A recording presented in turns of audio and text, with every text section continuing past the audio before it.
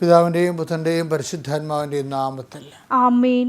അമ്മേ പരിശുദ്ധമ്മേ, അമ്മേ പരിശുദ്ധമ്മേ, ദൈവമാതാവേ, ദൈവമാതാവേ, കൃപാസനത്തിലൂടെ ഞങ്ങൾക്കും ഞങ്ങളുടെ ദേശത്തിനും അമ്മ മധ്യസ്ഥം തേടി തന്ന എല്ലാ അനുഗ്രഹങ്ങൾക്കും കൃപകൾക്കും ഞങ്ങളിപ്പോൾ ഹൃദയം നിറഞ്ഞ നന്ദി പറയുന്നു. അമ്മേ പരിശുദ്ധമ്മേ, ദൈവമാതാവേ, 2004 ഡിസംബർ 7 ഉച്ചകഴിഞ്ഞ് 2:30 കൃപാസനത്തിൽ സംഭവിച്ച അമ്മയുടെ പ്രത്യക്ഷപ്പെടലിനെ കുറിച്ച് തിരുസഭയ്ക്ക് സമർപ്പിച്ചിരിക്കുന്ന പഠനരേഖകളുടെ മേൽ സഭാത്മകമായ പഠനം ആരംഭിക്കുവാൻ ഞങ്ങൾ അങ്ങയോട് താഴ്മയോടെ പ്രാർത്ഥിക്കുന്നു. അമ്മേ പരിശുദ്ധമ്മേ, ഭൂസ്വർലോകങ്ങളുടെ രാജ്ഞിയായ അങ്ങയ്ക്ക് ഭൗമസംരക്ഷണത്തിനായി പ്രപഞ്ച പ്രകൃതിയെ തന്നെ തിരുസഭ പ്രതിഷ്ഠിക്കുവാൻ ഈ പ്രത്യക്ഷീകരണം വഴി ഇടയാക്കണമേ. പരിശുദ്ധമ്മേ, ജപമാല മാതാവേ, സകല കൃപാസനം പ്രാർത്ഥനകളോട് ചേർത്ത് ഞങ്ങളിപ്പോൾ പ്രാർത്ഥിക്കുന്ന ഈ കുടുംബത്തിന്റെ പ്രത്യേക നിയോഗം പരമക്കളെ.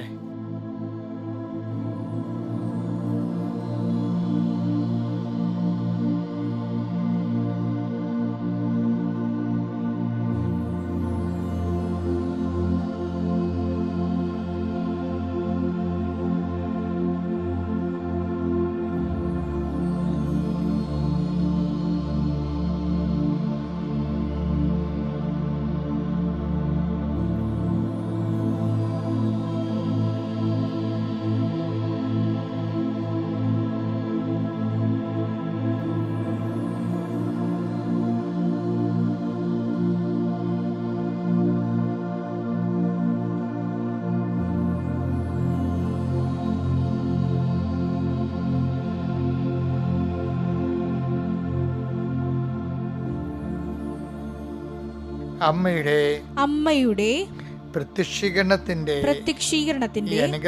ഈ അനുഗ്രഹവേളയിൽ ഞങ്ങൾക്ക് സാധിച്ചു തരുവാൻ കനിയണമേ.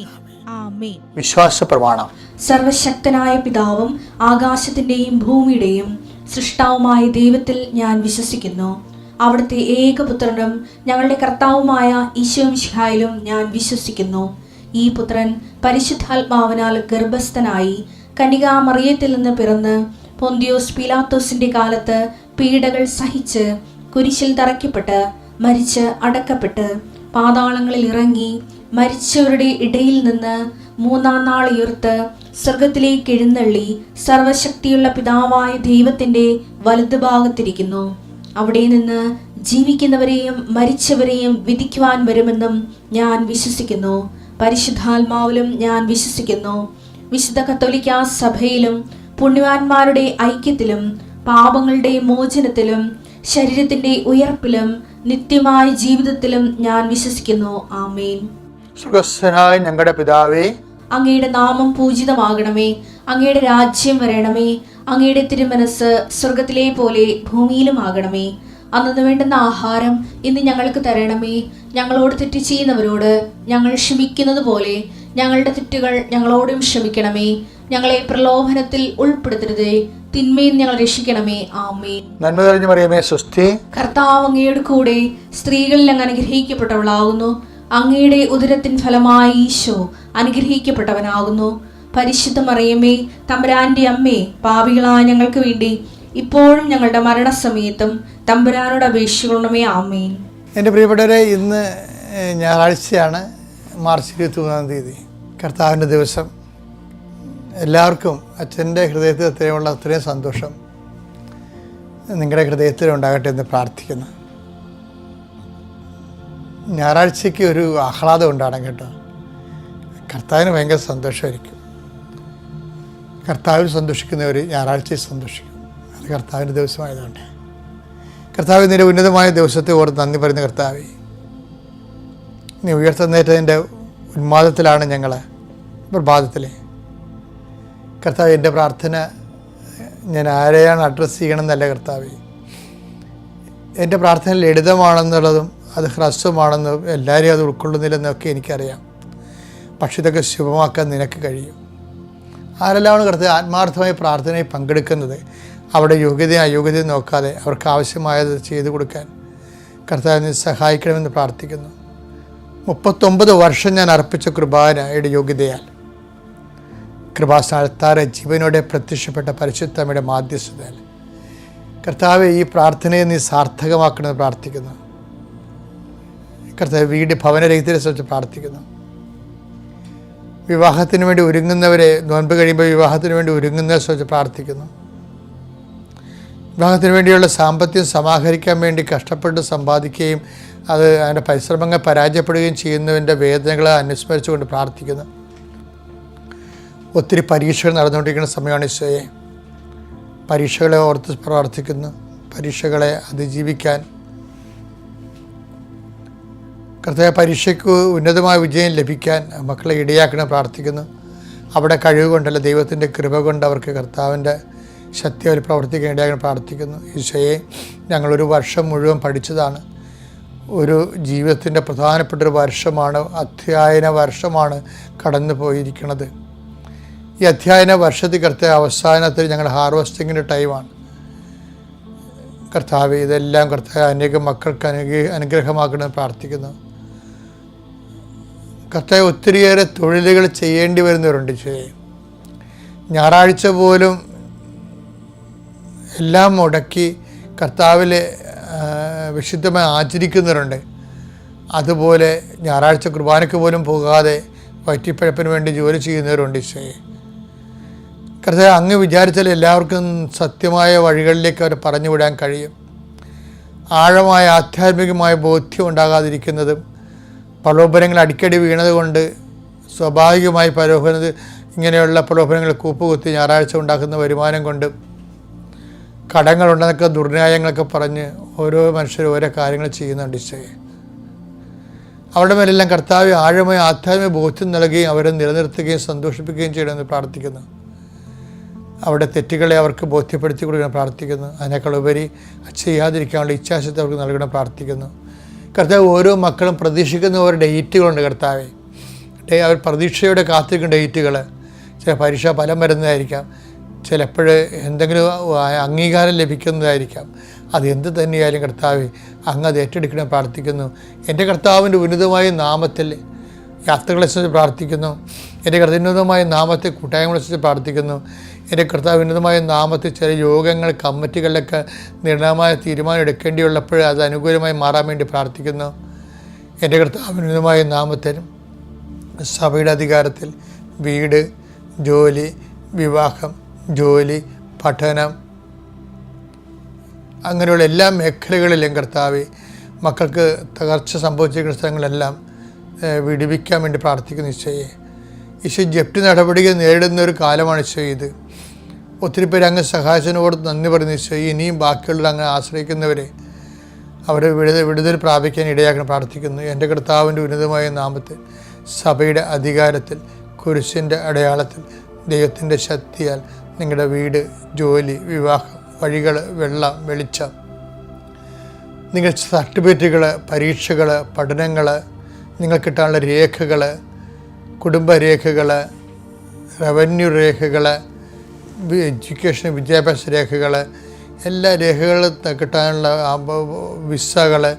വിസ പുതുക്കി കിട്ടേണ്ടവർ, പാസ്പോർട്ടുകൾ, അതുപോലെ എന്തെല്ലാം രേഖകൾ കിട്ടിയാൽ കർത്താവ് ജീവിതം ശുഭമാകും. അതനുസരിച്ച് രേഖകൾ കുടുങ്ങിപ്പോയവർ, നിന്നുപോയവർ, കിട്ടാത്തവർ, കിട്ടാൻ പറ്റാത്തതെന്ന് വിചാരിക്കുന്നവർ, കളഞ്ഞു പോയവർ, കൈമോശം വന്നവർ എല്ലാവരെയും എൻ്റെ കർത്താവിൻ്റെ ഉന്നതമായ നാമത്തിൽ സഭയുടെ അധികാരത്തിൽ കുരിശടയാളത്തിൽ ദൈവശക്തിയാൽ ആസ്വദിക്കുന്നു. എൻ്റെ മക്കളെ, ഇന്നത്തെ ദിവസം നമുക്ക് മാർച്ച് 23 ഞായറാഴ്ചയാണ്. നിങ്ങൾക്ക് നമ്മൾ സീരിയസ് ടോക്കാണ്. ശുഭമാക്കുക എന്നുള്ള ഒരു വിഷയത്തിൻ്റെ ഒന്നാം ഭാഗം നമ്മൾ ഇന്നലെ കണ്ടു. ഇന്ന് കാണുന്നത് ശുഭമാക്കാൻ വേണ്ടി നമ്മൾ ചെയ്യേണ്ട കുറച്ച് കാര്യങ്ങളുണ്ട്. ദൈവം നമ്മുടെ ജീവിതത്തിലെ ഉദ്യമങ്ങളെ, സംരംഭങ്ങളെയൊക്കെ ശുഭമാക്കാൻ വേണ്ടി നമ്മൾ ചെയ്യേണ്ട കാര്യങ്ങളുണ്ട്. അത് തോബിത്ത് 14-ാം അധ്യായമാണ് 9-ാമത്തെ വാക്യം. നിനക്ക് ശുഭം ഭവിക്കാൻ നിനക്ക് ശുഭം ഭവിക്കാൻ നിയമവും പ്രമാണങ്ങളും പാലിക്കുകയും. നിയമവും പ്രമാണങ്ങൾ ശുഭം ഭവിക്കണമെങ്കിൽ ചെയ്യേണ്ട 2 കാര്യങ്ങളുണ്ട്. എന്താണ്? ഒന്ന് നിയമം, രണ്ടാമത് പ്രമാണം. രണ്ടും ഒന്നാണ്. ദൈവവചനം എന്നാണ് ഉദ്ദേശിക്കുന്നത്. നിനക്ക് ശുഭം ഭവിക്കുക. ഉടമ്പടി സംഭവിക്കണം അതാണ്. നിനക്ക് ശുഭം ഭവിക്കാൻ നിയമങ്ങളും പ്രമാണങ്ങളും പാലിക്കുകയും നീതിയോടും കരുണയോടും കൂടെ വർത്തിക്കുകയും ചെയ്യണം. അപ്പോൾ നമുക്ക് ശുഭം ഭവിക്കാൻ വേണ്ടി നമുക്ക് ചെയ്യാവുന്ന കാര്യങ്ങളുണ്ട്. എന്താണ്? ഒന്ന്, ദൈവവചനം അനുസരിച്ച് ജീവിക്കണം. രണ്ടാമത്തേത് എന്താണ്? നീതിയോടെ എവിടെ ചെന്നാലും നീതി ഉണ്ടാകണം. അധ്യാപകൻ ഇപ്പോൾ പഠിപ്പിക്കാതെ നോട്ട് പോലും നോക്കാതെ ചുമ്മാ ക്ലാസ്സിൽ വന്നുകൊണ്ട് കഥകളൊക്കെ പറയുന്ന അധ്യാപകരില്ലേ? എൻ്റെ കാലത്ത് കുറേ അധ്യാപകരുണ്ടായിരുന്നു. അവർ വന്നിട്ട് ഭയങ്കര നാട്ടുപുരാണങ്ങളും അതുപോലെ തന്നെ ലോകകാര്യങ്ങളും തത്വജ്ഞാനങ്ങളൊക്കെ പറയും. അപ്പം തന്നെ നമുക്ക് മനസ്സിലാവും എന്താണ് ഇവർ നോട്ട് നോക്കിയിട്ടില്ല. അതായത് വായ്ത്താളം പറയുമ്പോൾ തന്നെ പറയണ കാര്യങ്ങളൊക്കെ വല്ല പ്രഹോണ്ട് നോളജൊക്കെ ആയിരിക്കും, നീതിശാസ്ത്രമൊക്കെ ആയിരിക്കും പറയണത്. പക്ഷേ നോട്ട് നോക്കിയിട്ടില്ല. കുട്ടികളോട് കാണിക്കേണ്ട നീതി എന്താണ്? അവർക്ക് മനസ്സിലാക്കി കൊടുക്കാനുള്ള നോട്ടുകൾ പ്രിപ്പയർ ചെയ്ത് കൊടുക്കണമല്ല, അത് നീതിയല്ലേ? അധ്യാപകൻ കാണിക്കേണ്ട നീതിയാണ്. പഠിച്ചുകൊണ്ട് വരുന്ന പാഠങ്ങൾ കൃത്യമായി പഠിച്ചുകൊണ്ട് വരുന്ന ആളുടെ നീതിയാണ്, കുട്ടികളുടെ നീതിയാണ്. അപ്പോൾ എല്ലാ മേഖലയിലും നീതിയുണ്ട്. ഭർത്താവായ ഓരോ തസ്തികയിലും നീതിയുണ്ട്. ഇപ്പോൾ വികാരിച്ചതിന് നീതിയുണ്ട്. ഇപ്പോൾ എനിക്ക് എൻ്റെ ആൾക്കാരോട് കാണിക്കേണ്ട നീതിയുണ്ട്. അപ്പോൾ നീതി നമ്മൾ നടപ്പിൽ വരുമ്പോൾ അനീതിയായി പോകുന്നുണ്ടെങ്കിലാണ് ജൂബിലി വെച്ചിരിക്കുന്നത്. ജൂബിലി ഇല്ലേ? ഇപ്പോൾ രജത ജൂബിലി, സുവർണ ജൂബിലി എന്നൊക്കെ പറഞ്ഞ് നമ്മൾ ആഘോഷിക്കുന്ന ബൈബിളിൻ്റെ നീതിയാണ്. കുറേ നാളിങ്ങനെ ഒരു 25 കൊല്ലം കർത്താവ് ദൈവത്തിന് ജീവിച്ച് കഴിയുമ്പോൾ അങ്ങോട്ടും ഇങ്ങോട്ടുമൊക്കെ ഒത്തിരിയേറെ കൊടുക്കാനും വാങ്ങാനും കടങ്ങളുണ്ടാകും. ആ കടങ്ങൾ അനീതിയായിട്ട് നിൽക്കുന്ന കാരണം ദൈവതിരുസന്നിധി നീതിയോടെ പുലരാൻ വേണ്ടി അവരൊരു കൊല്ലം മുഴുവനും അവരുടെ പറമ്പ് എന്തെങ്കിലും തെറ്റുകൾ സംഭവിച്ചിട്ടുണ്ടെങ്കിൽ പറമ്പ് കിടക്കണം. ഇഷ്ടമുള്ളവന് ആ പറമ്പിൻ്റെ ഉടമസ്ഥല്ലാത്തവർക്ക് കയറി അതിൽ നിന്ന് ഇഷ്ടമുള്ള എടുക്കാം. അത് അത് കിളുത്തു വന്ന സംഭവങ്ങളൊക്കെ ഒന്നും ഉടമസ്ഥ എടുക്കാൻ പാടില്ല, അത് ഇല്ലാത്തവന് എടുക്കുക. അപ്പം അനീതിക്ക് അവർ പരിഹാരം ചെയ്യണമാണ്. ഒരു പരിഹാരം ചെയ്ത് അത് നീതിയെ സംരക്ഷിക്കുകയാണ്. ജൂബിലിയുടെ ഉദ്ദേശം തന്നെ അതാണ് ബൈബിളിൽ. അപ്പം അതുകൊണ്ട് അതുപോലെ തന്നെയാണ് നമുക്ക് ശുഭമാക്കുന്നതിന് എപ്പോഴും ഇതുപോലെ ജൂബിലി ടെമ്പർമെൻ്റ് ഉണ്ടാകണം. എന്താണ്? കുറേ നാൾ ജീവിച്ച് കഴിയുമ്പോൾ ഓരോ 25 ദിവസം കഴിയുമ്പോഴും നമുക്കൊരു മാസ ജൂബിലി വരും. എന്താണ് വെച്ചാൽ നമ്മൾ ഈ മാസം ചെയ്തതിൻ്റെ അകത്ത് എന്തെങ്കിലും അബദ്ധങ്ങൾ പറ്റിപ്പോയിട്ടുണ്ടെങ്കിൽ ഒരു ഓഡിറ്റിങ് എന്താ കാര്യം? ഓഡിറ്റ് ചെയ്യുന്നതിന് ദൈവത്തോട് മുമ്പിൽ കർത്താവ് ഇന്ന കാര്യങ്ങൾ സംസാരത്തിൽ തെറ്റിപ്പോയിട്ടുണ്ട്, പിന്നെ നടപടിക്രമങ്ങൾ തെറ്റിപ്പോയിട്ടുണ്ട്. ഈ നോൻപ് കാലത്തൊക്കെ ഞാനിത് പറയുമ്പോൾ നിങ്ങൾ ശ്രദ്ധിക്കണം. ബൈബിൾ പശ്ചാത്താപം എന്ന് ഉദ്ദേശിച്ച് കഴിഞ്ഞാൽ നീതി പുനഃസ്ഥാപിക്കുന്നതിനെ ഉദ്ദേശിക്കുന്നത്. ഈശോ തന്നെ പറഞ്ഞില്ലേ, എൻ്റെ സ്വർഗ്ഗസ്ഥ പിതാവ് കാരുണ്യവനായിരിക്കുന്ന പോലെ നിങ്ങളും കാരുണ്യവനായിരിക്കാൻ. എന്തിനു വേണ്ടി കാരുണ്യവനായിരിക്കണം നമ്മൾ? അതിൻ്റെ ഉത്തരവ് എന്താ? അത് ദൈവം. അതിൻ്റെ ഉത്തരവാണ് ഈ തോബിത്തിൻ്റെ 14:9 എന്താണ്? ദൈവം നമ്മുടെ ജീവിതത്തിലെ പ്രവർത്തിക്കാൻ ശുഭമാക്കാൻ വേണ്ടി നമ്മുടെ സംരംഭങ്ങളെ ഉദ്യമങ്ങളെ എല്ലാം ശുഭമാക്കാൻ വേണ്ടിയാണ് നമുക്ക് ആവശ്യമുള്ള ദൈവത്തിൻ്റെ കരുണയാണ്.